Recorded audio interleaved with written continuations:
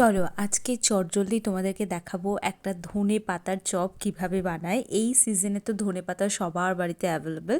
তো ফার্স্টে তোমাদেরকে বেসনের গোলাটা রেডি করে নিতে হবে। তার জন্য বেসন নিতে হবে একটা পাত্রে, তার মধ্যে একটু লবণ, হলুদ, লঙ্কার গুঁড়ো এইটা ভালো করে মিক্স করে নেবে। আমি এখানে কিন্তু একটু চালের গুঁড়োও ব্যবহার করেছি, যেটা আমি তোমাদেরকে দেখাইনি। এবার ওটা অপশনাল, তোমরা এই জায়গায় সুজিও ব্যবহার করতে পারো। এবার ব্যাটারটা কিন্তু ভীষণ ঘন করে তোমাদেরকে মাখাতে হবে, মানে একদম পাতলা হয়ে গেলে কিন্তু ডবল কোট করে তোমাদেরকে ভাজতে হবে। এবার ধনে পাতার পুরো একটা ওই বাঞ্চ ধরে তোমাদেরকে চুবিয়ে নিতে হবে। নিয়ে এবার আস্তে আস্তে ভালো করে ব্যাটারে ডুবিয়ে সেটাকে ডুবো তেলে হোক বা হালকা তেলে হোক অথবা এয়ার ফ্রায়ারে হোক, তোমরা মোটামুটি এটাকে ফ্রাই করে নেবে। বাস রেডি।